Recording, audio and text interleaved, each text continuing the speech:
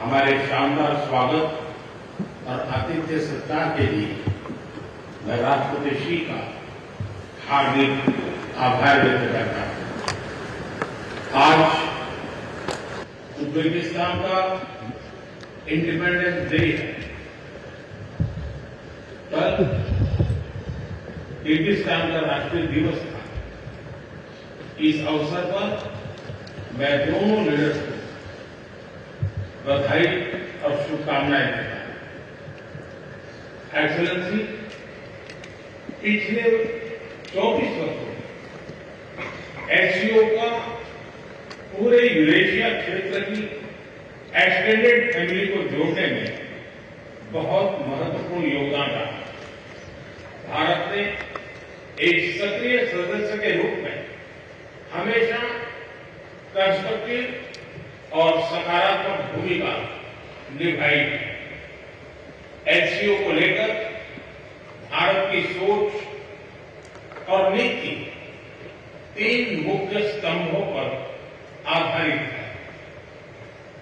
SCO, S security, सी connectivity, ओ opportunity.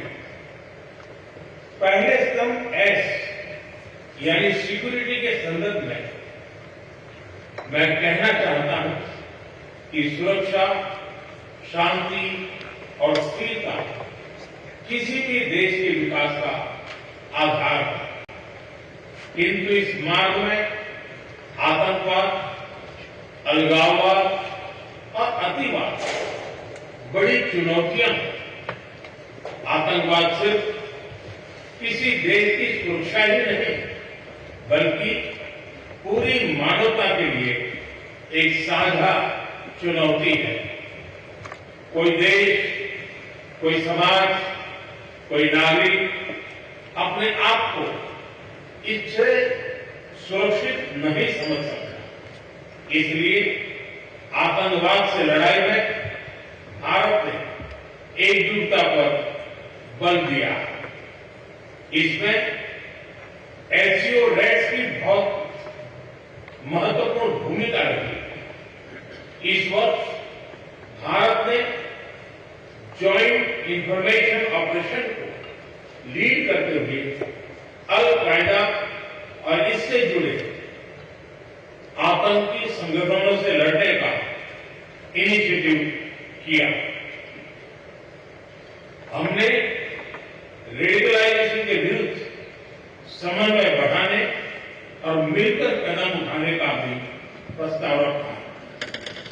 Terror financing के खिलाफ आवाज उठाई।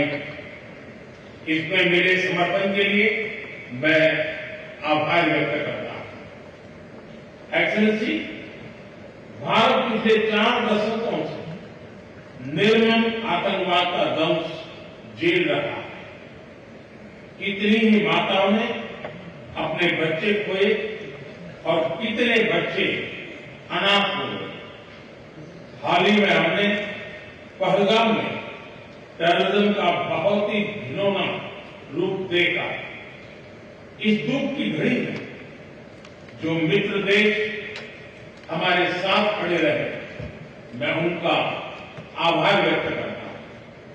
यह हमला केवल भारत की अंतरात्मा पर ही आघात नहीं था, यह मानवता में विश्वास रखने वाले हर देश, हर व्यक्ति को खुली चुनौती थी।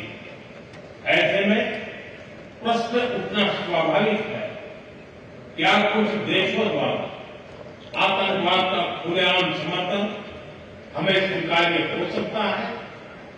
एक्सेलेंसी, हमें स्पष्ट रूप से और एक स्वर में कहना होगा कि आतंकवाद पर कोई भी डबल स्टैंडर्ड स्वीकार्य नहीं होंगे।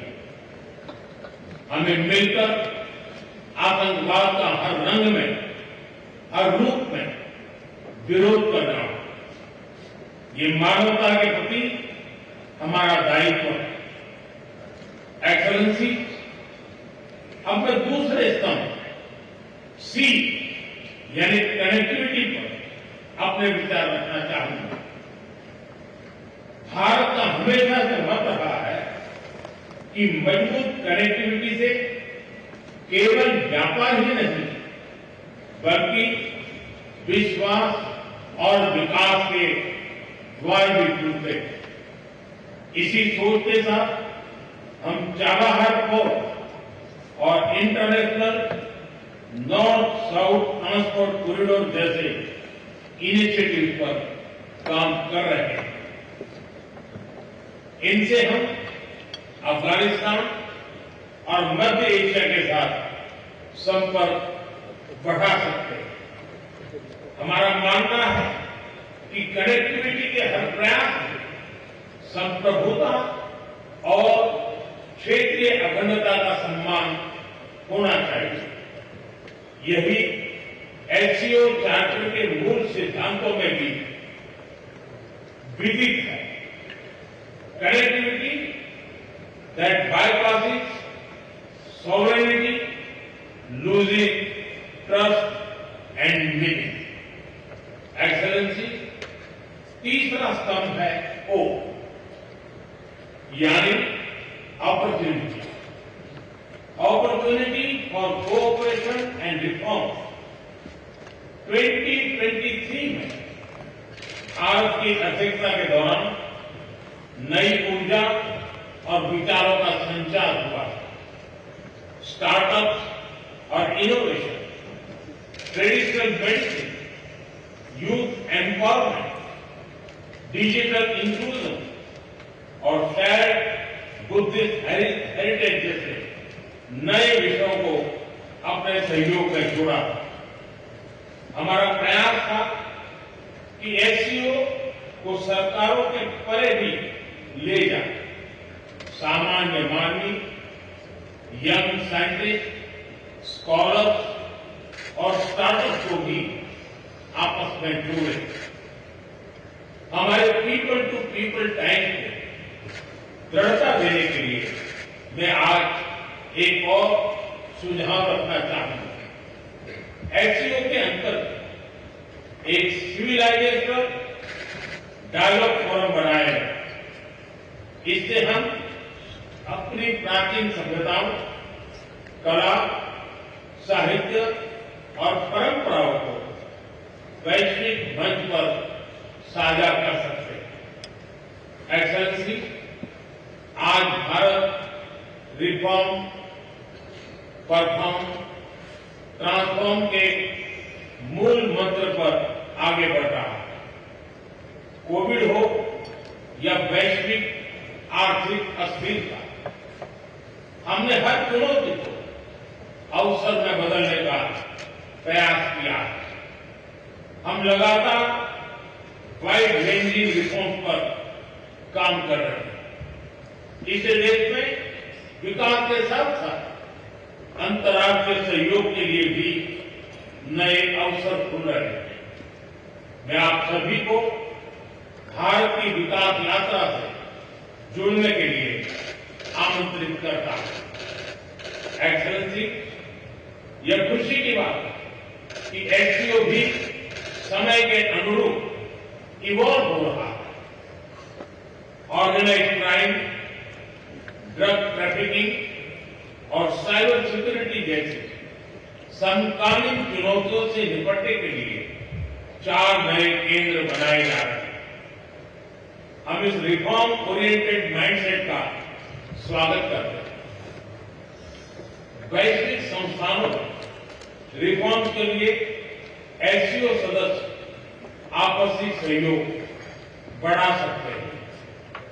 संयुक्त राष्ट्र की 80वीं वर्षगांठ के अवसर पर हम एकमत होकर यूएन रिफॉर्म का आह्वान कर सकते हैं।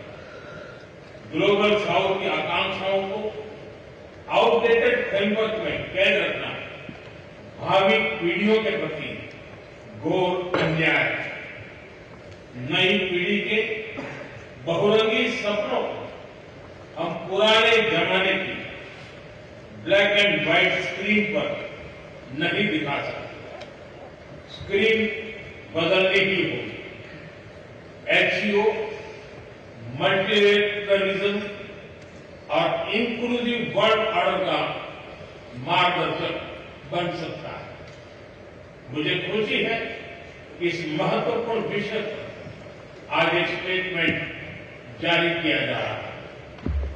एक्सेलेंसी, हम सभी पार्टनर्स के साथ समन्वय और सहयोग के साथ आगे बढ़ रहे हैं। मैं एससीओ के अगले अध्यक्ष किर्गिस्तान के राष्ट्रपति और मेरे मित्र प्रेसिडेंट जपारोव को शुभकामनाएं देता हूं। बहुत बहुत धन्यवाद।